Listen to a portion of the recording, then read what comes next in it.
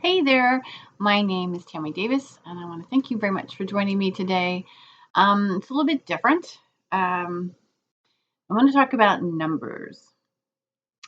I think it's time for us to be inspired by the numbers instead of being alarmed or afraid. I mean, be alarmed, let the red flags go up and, but be inspired as opposed to terrified of the numbers. And the reason I say this, okay, I actually started to do this video yesterday.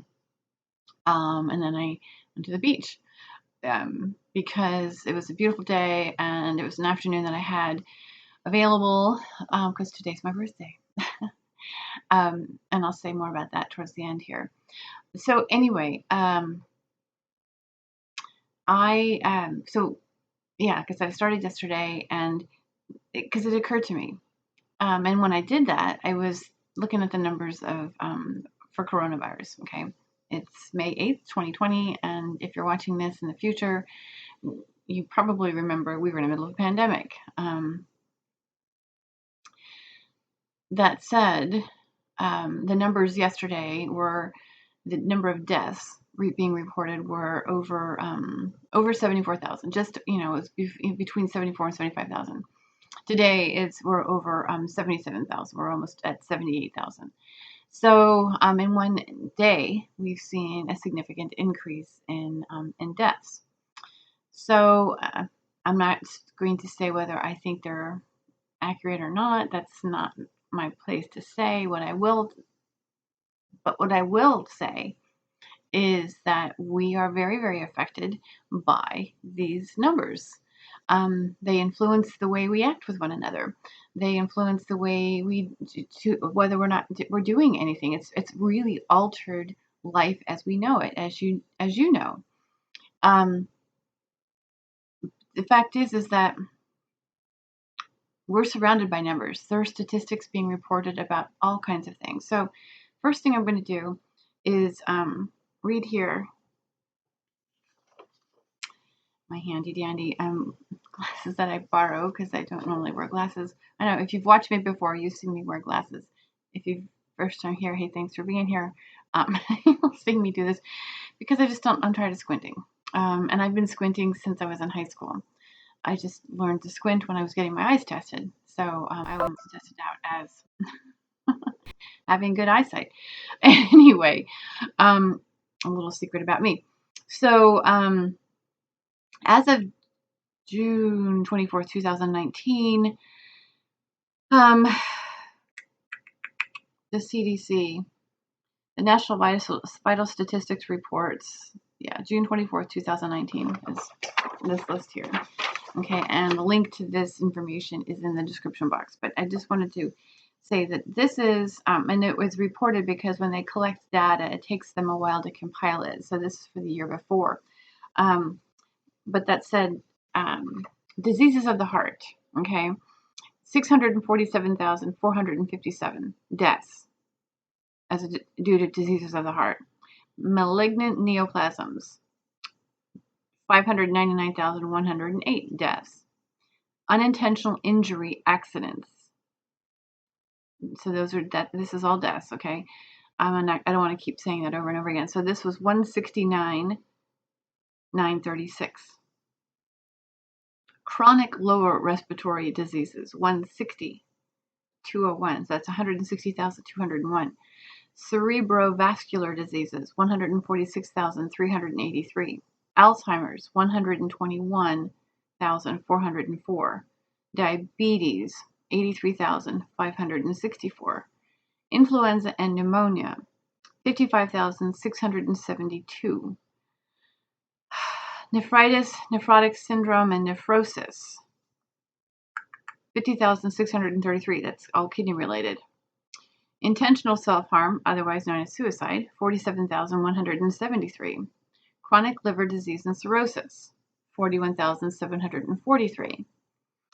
Septicemia, 40,922. Essential hypertension and hypertensive renal disease, 35,316. So obviously that's kidney failure due to high blood pressure issues.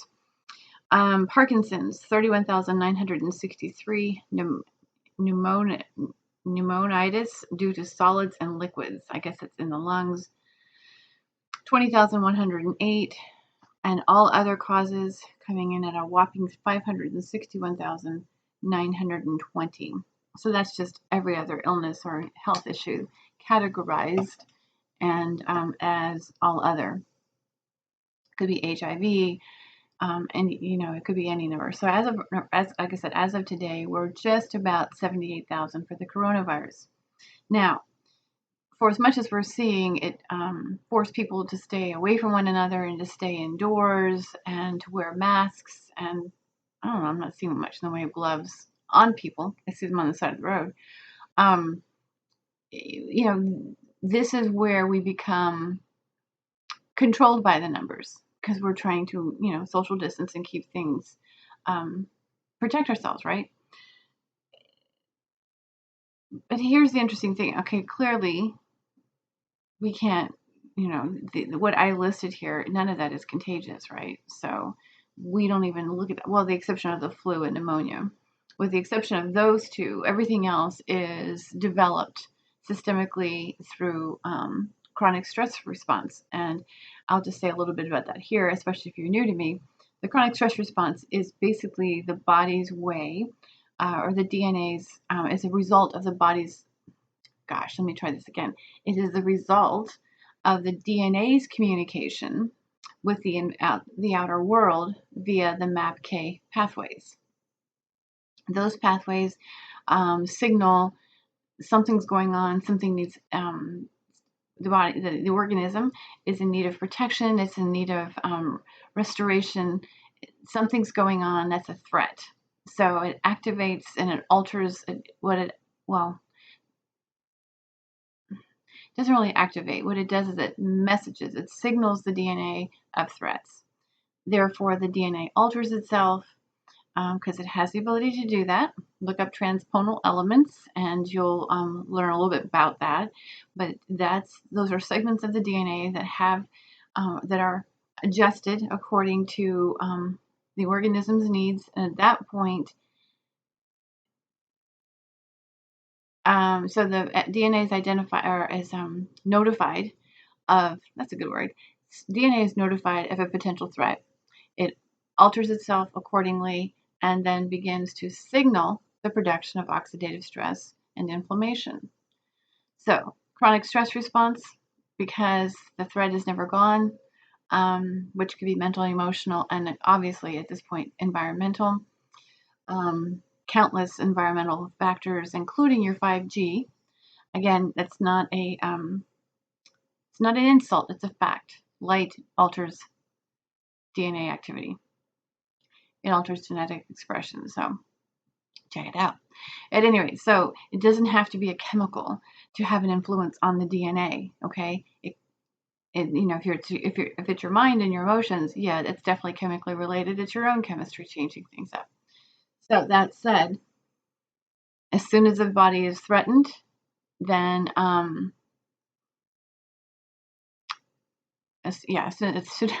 sorry. As soon as the body is threatened, then it notifies or it signals the rest of the body to change, and it changes the chemistry. And this is why we have these chronic health issues. This is the reason why I've written about and talked about the adaptations that are occurring around nitric oxide synthase, which is impacting the hormonal system, which then impacts the autonomic nervous system, which then now influences altered activities within the immune system. This is what reduces our immune resilience. Blah. Yeah. Check out my Life and Times of a Virus Building Immune Resilience, and I say a lot more about that there. But that is the reason why, or for that matter, there's another one I did, what makes COVID-19 so dangerous. These all talk about this sort of thing because, as we know, a lot of these issues that I was listing out, like COPD or heart disease or diabetes, these people are, adversely affected, even more impacted by the coronavirus. And so their death is, although related to coronavirus, it's a complication. So there's complications that arose due to the coronavirus. And this is the kind of thing that's going on their death certificate. And Is it the coronavirus or was it the other one? This is the big debate right now. But the fact is that the body is like unstable, and it's having a bad reaction to this virus. However, being aware, being inspired by the numbers, okay? I had to say something to hopefully get you to open this up, because this kind of information is not entertaining, at least, the very least. But so what I'm getting at, though, is if we can become inspired by these numbers, look at them as obviously the alarms that we need to remind us that something else needs to happen. We need to do things differently. So that said, working out, working differently, changing the way we do things, learning to work from a distance, interacting, social distancing. I mean, washing, our hands more frequently, hygiene, just noticing what we're doing, because the fact is that the flu and the, pneumonia, those are contagious too.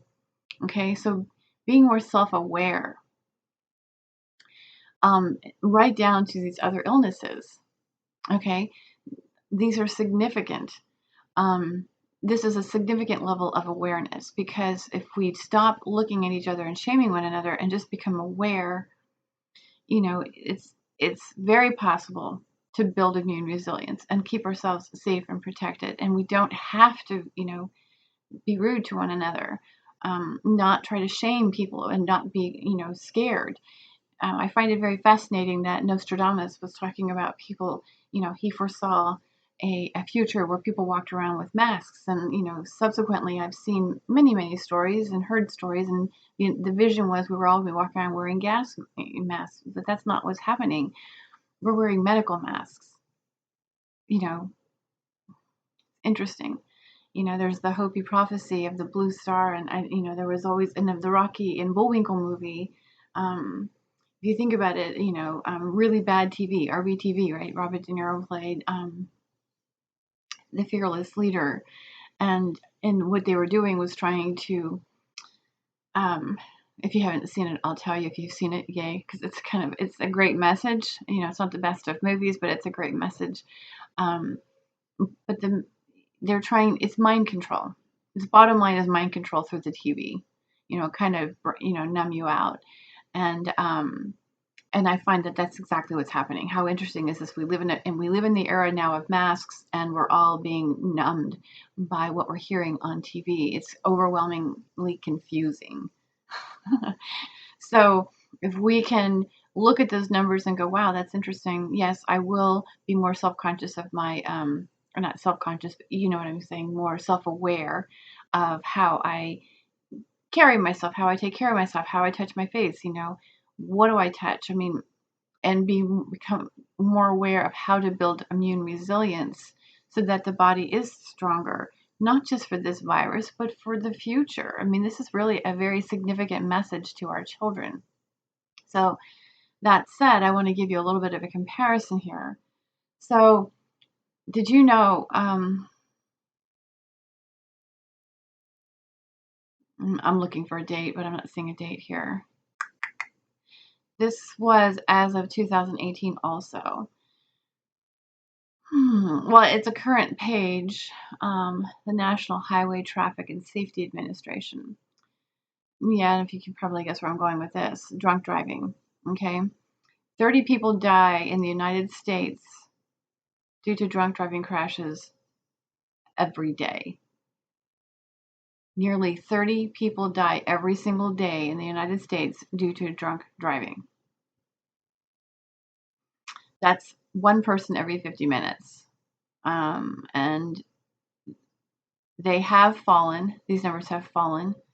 As of 2018, we had 10,511 deaths, drunk driving related deaths. It's costing the United States approximately $44 billion, and that was a decade. So, we're looking at billions of dollars in money lost as a result of this. Again, that's a lot of people. They are saying it's dropping, which is a good thing. Okay. But my point is that I don't see people staying off the road. We don't look at, we first of all, these numbers generally aren't produced and, broadcast across the screen and so forth.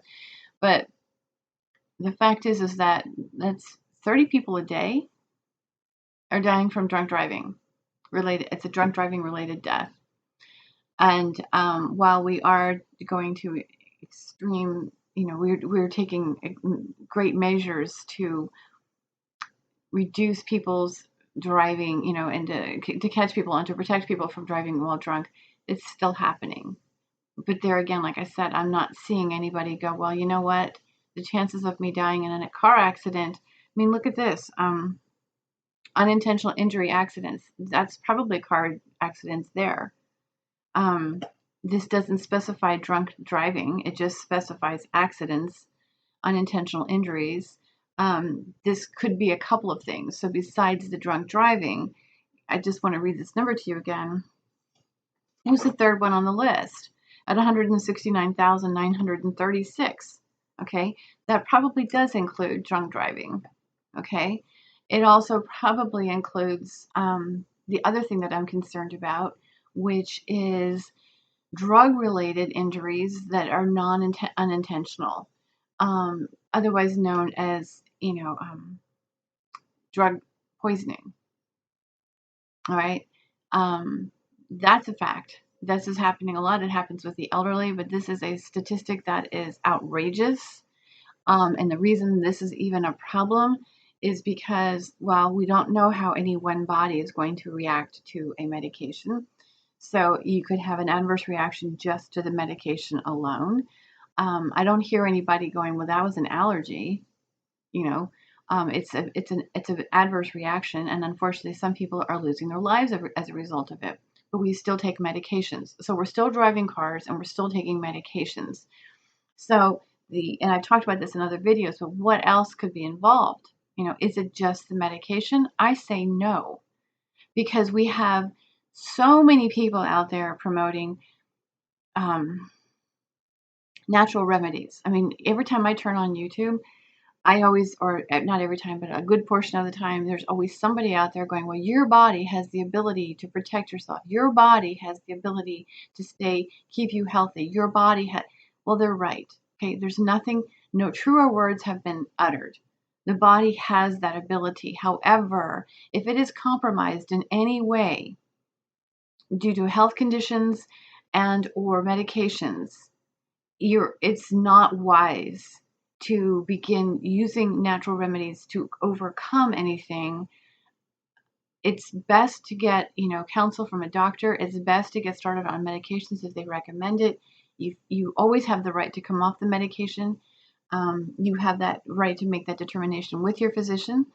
I don't recommend ever stopping taking any medication abruptly. So with your physician's blessings, you can certainly come off. As a patient, we have those rights. We have the right to deny medication. We can say, no, I don't want to take it.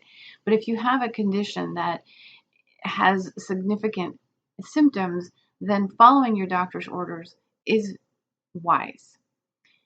Just to go out and try a natural, a good example I have is there's an Amish family about 6 weeks ago contacted me. Their son had just come home, or he'd been home for about a month from treatment facility. Yes, they do take medications. Yes, they do struggle with mental health disorders.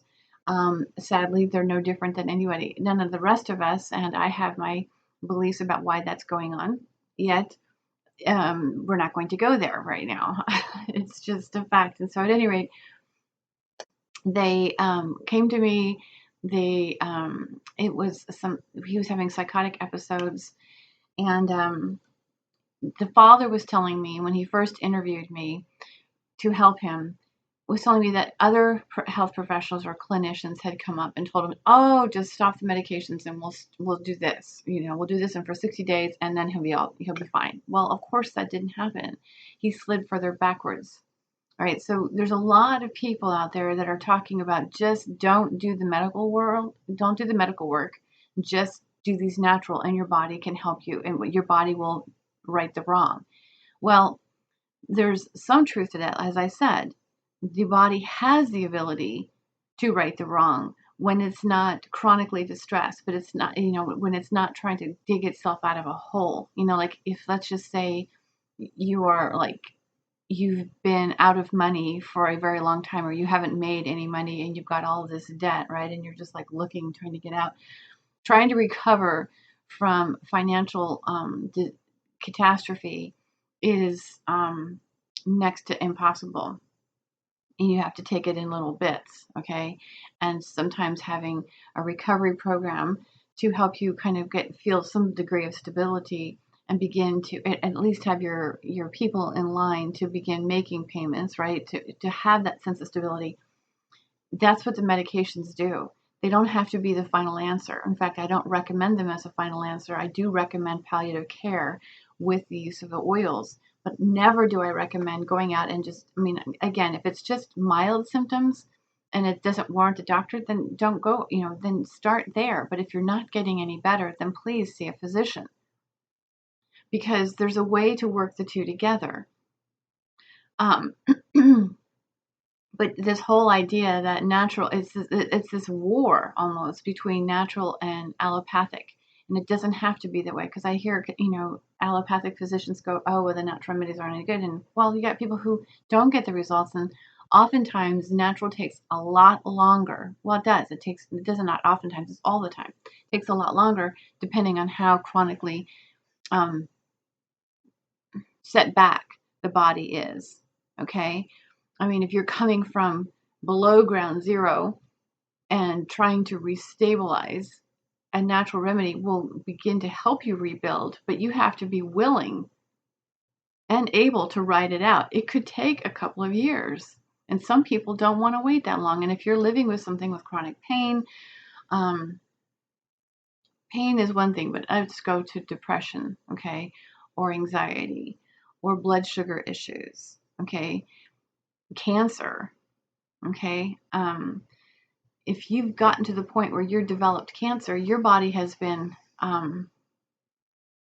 seriously cranked for a long time. And the idea of trying to use a natural remedy, I realize it may have helped some people. I know of some cases, like in the grape cure, she used to drop people, but it was supervised. And what I mean by drop people is like she just started feeding them grapes. You can look that book up. It's a really cool book, but she would feed them, and it was based on her own having had her own cancer. I think it was stomach cancer, and just feeding people grapes to the point where they were emaciated, but they were purging, right? They were getting, everything was like sloughing tissue, dead tissue. It was like, but again, it was supervised, and she had physicians actually monitoring her patients, but a lot of them got to be near death, and then they had to be slowly rebuilt. So it's a very, and if that's what people want to do, just be prepared that using a natural remedy does not guarantee wellness. It does not guarantee that you're ever going to come out of it. And it certainly might be more advantageous in some cases. Other times it could be arduously long.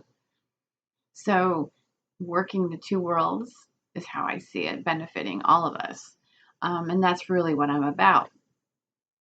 But again, when we talk about these accidents, like I said, it probably does include drunk driving accidents. I don't see people staying off the road as a result of it. I do see people lessening the amount they drink. They're drinking more responsibly, which is a really good thing.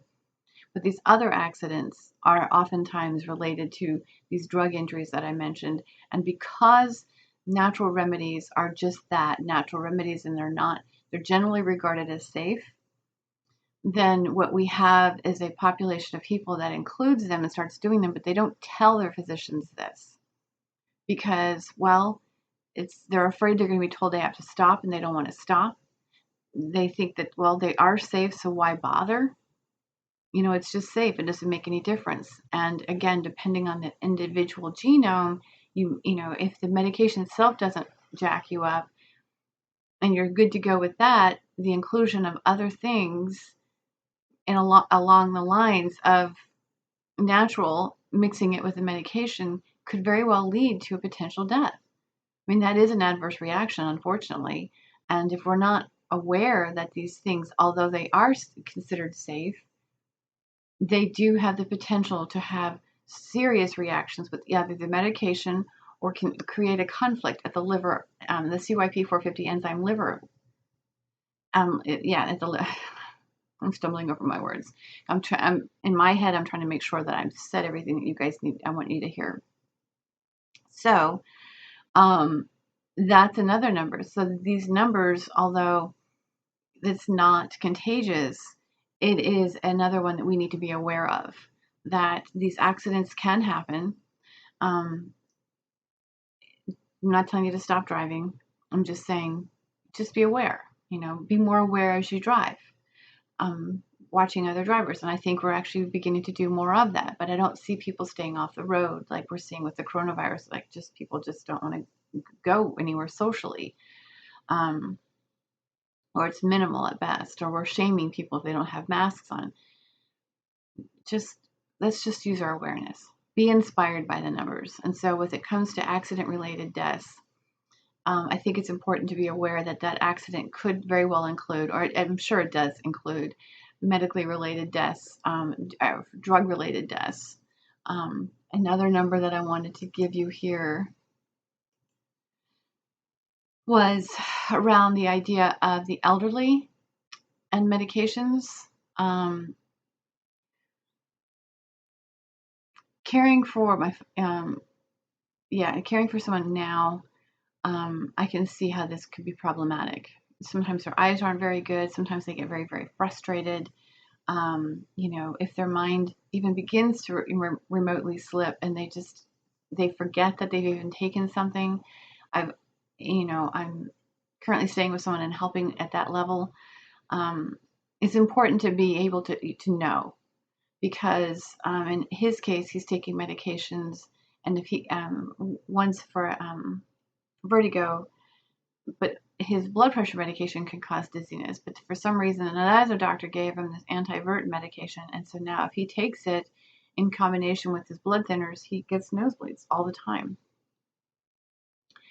So you got to be careful with these things. So again, another highly drug-related issue is the elderly either overdosing on their own medications because they forgot they took it, or not reading the labels properly.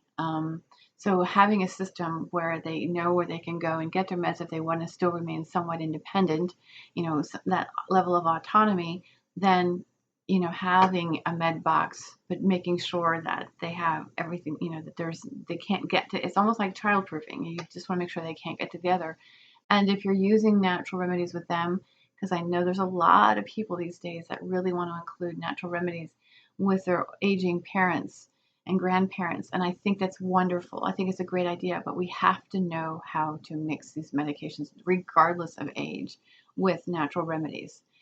Please avoid those hyped up ads going, well, your body has the ability. They're right. I get that they're right, but they're not right for what's going on in the world right now, is how I want to say that. What's going on in the world right now is really fucking up our systems. I don't know how to say it. I don't know another better way to say it. It really is, because as I mentioned, the DNA is in constant communication with the external world, and the second it's being notified, which is all the time, that there's a potential threat.